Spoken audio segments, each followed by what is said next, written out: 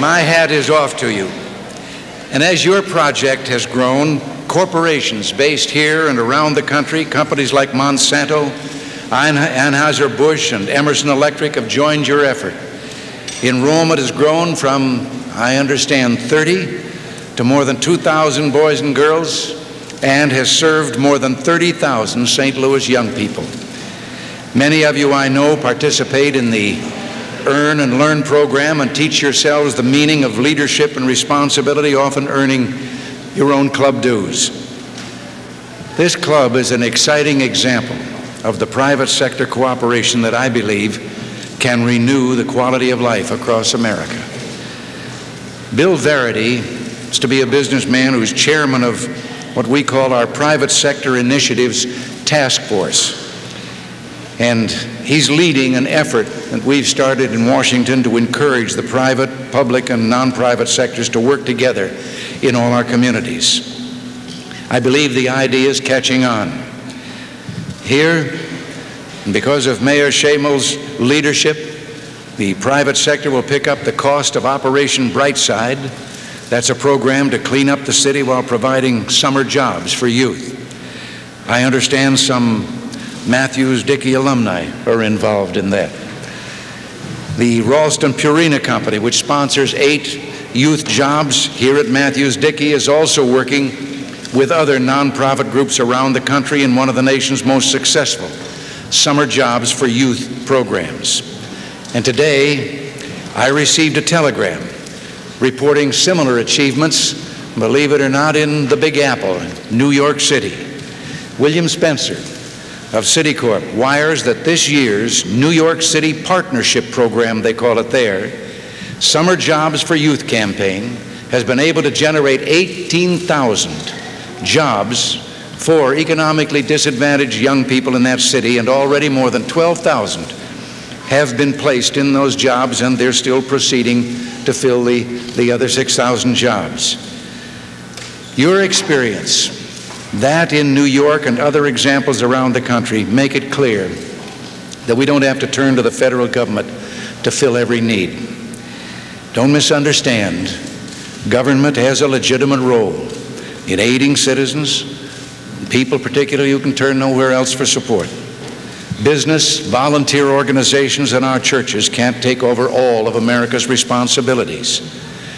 But our economy nearly foundered on the rocky misconception that government bore those responsibilities alone. And too many of us, not these gentlemen here, began saying, well, let government do it, instead of doing the things that we used to do for each other. All Americans share in these responsibilities, and we call on every resource, every strength, every bit of individual imagination to fulfill our obligations together.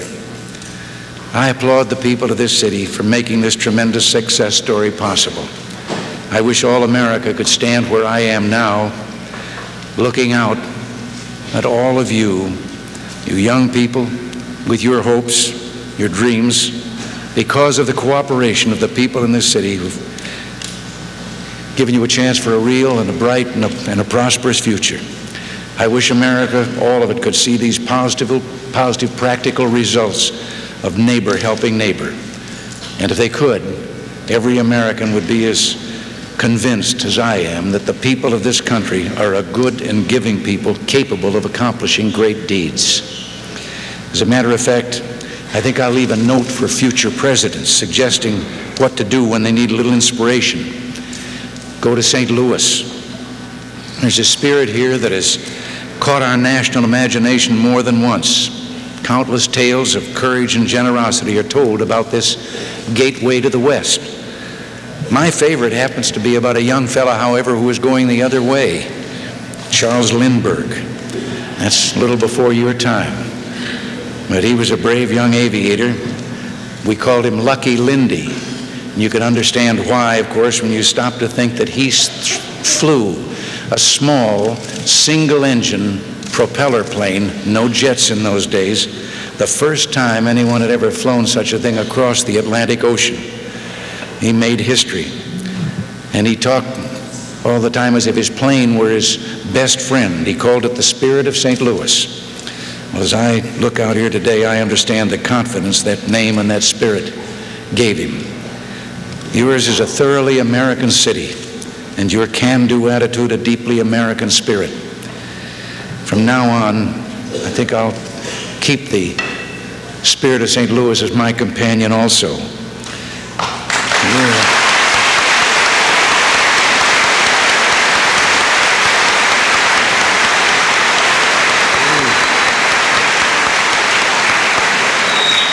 You club members are also learning team spirit, working individually and together for excellence. I'm sure that out of 65 baseball teams, there must be a few of you who dream of playing in the major leagues someday. Is that right? You bet. And I understand that some of your alumni have made that also and are doing that. I must admit, I was never a baseball player. My game was football. But I used to broadcast Major League Baseball. I was just talking to some of the Cardinals who were here today and talking about it. Did it here in the Midwest, the home games of the Chicago Cubs and the White Sox. I have a lot of memories. St. Louis Cardinals in those days were called the Gas House Gang. Nucky Medwick and Leo DeRocher and Dizzy Dean. I remember back when Bob Feller was just out of high school and starting with the Cleveland Indians. Al Lyons. And the great Cub team with Gabby Hartnett and Billy Jurgis and Billy Herman and so many others, and those names were all, I think, before many of you were born. But I had the privilege of broadcasting the Chicago Cubs one season when the only mathematical chance they had toward the end of the season to win the pennant was to win the last 21 games of the season. Couldn't drop a one. And they did it. It still stands in the record book as a baseball record. And I don't know why I brought that up, because they had to beat out the Cardinals to do it. Kind of tactless of me. But in one of those games with the Cards, I can't resist telling you a little story, a little reminiscence here. Billy Jurgis of the Cubs was up at the plate, and I was broadcasting the game by telegraphic report. That meant I had a fella sitting on the other side of a window with a telegraph key and headphones on, and he got a dot and dash Morse code from the ballpark, and I took the slip of paper and I announced the play. And I'd see him start typing, and I'd start in with the pitchers out of the windup. Here comes the pitch, and take this, and it'd say S1C. And I'd say, and that's a called strike, breaking over the outside corner to a batter that liked, and so forth and so on. Well, this particular day, it was the Cubs and the Cards, tied up 0-0 in the ninth inning. Billy Jurgis at bat, Dizzy Dean out on the mound. I saw Curly start typing, so I figured the next play is coming, and so I had old Diz come out of his windup, and Curly shaking his head no, and I didn't know what he meant, but he handed me the paper. The paper says the wire's gone dead. Well, I had a ball on the way to the plate. And I knew there was one thing you could say that never gets in the scorebook. So I had Billy foul one off. And then I thought, ninth inning, and there's a half a dozen other announcers they can turn to get the rest of this game if I tell them we'll play a little music while we fix the wire. So I didn't. I figured I'll have him foul another one off. And then he fouled one that all missed by a home run by a foot. And then he fouled one back to third base, and I described the kids that had a fight over the baseball. And he kept on fouling them until I was beginning to set a world record for a batter hitting successive fouls. And finally, after about 12 minutes at the plate, I saw Curly start typing again, and he was nodding yes. So I started another ball on the way to the plate, and when he handed it to me, I started laughing. I could hardly say it. The message said, Billy popped out on the first ball pitched. I don't suppose, being in the business I'm in now, I should ever tell you that I faked something out that way. But I've been a real ball fan ever since. So it was a great treat when I was able to meet one of the recent additions to the Baseball Hall of Fame at the White House last year. One of the athletes was there. He was once an ace pitcher for the Cardinals. You've probably heard of him. His name is Bob Gibson.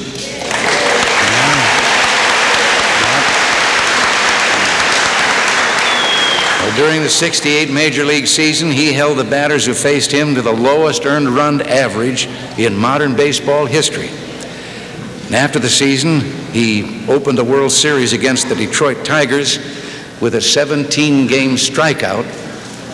There are 17 strikeouts in the game and a shutout. And he pitched them to 2 victories in the World Series. But he's another St. Louis success story.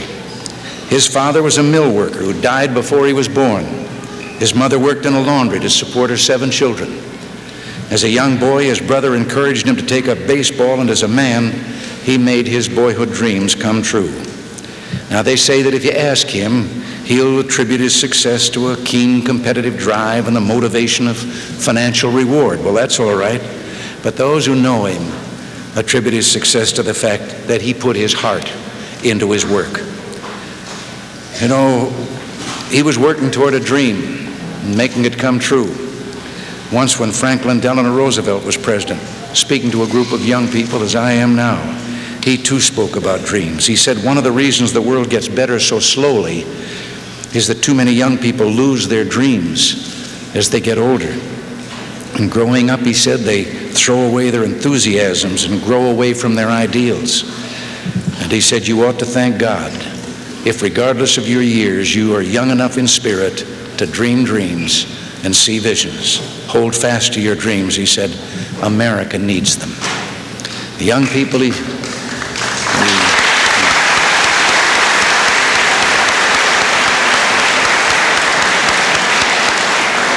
Now, the young people that he spoke to then have grandchildren now that are your age, and still we haven't achieved all our vision of what an America can be, an America without poverty, without unemployment, free of class struggles, and in a world at peace. We've done a lot. I think we've accomplished much, but we have a lot yet to do. And I think that the Matthews-Dickey Boys Club is full of youthful dreams. If you can hold on to the ideals of your youth, if neighbor keeps helping neighbor, not only here but around the country, then together we'll renew the spirit that made this country great and makes our dreams come true. One of the great pleasures of being president is the ability to honor individual Americans whose spirit and sacrifice have bettered the lives of their fellow citizens. I believe this may be a surprise, but it's my privilege today to present individual awards to 2 outstanding citizens that you all know very well. It is with great respect and admiration that I award Martin Matthews and Hubert Dickey Valentine the Presidential Citizens Medals for outstanding service that they have given to this community, to St. Louis, and to the United States of America. And it reads,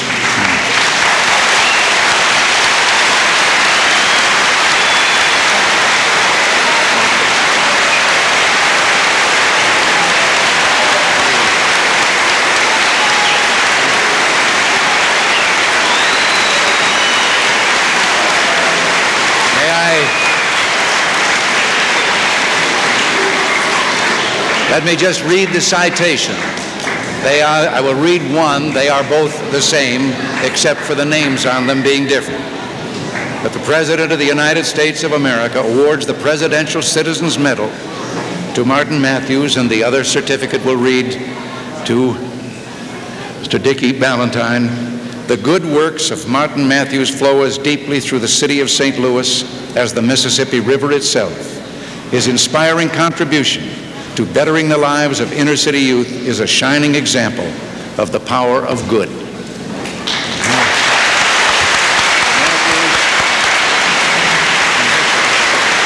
hope I've got them straight.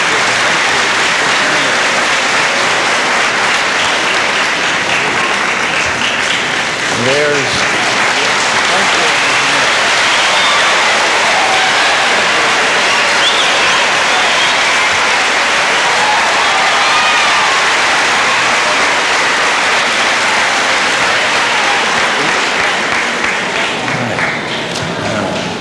gentlemen, I think, are going to have some word to do. Thank you.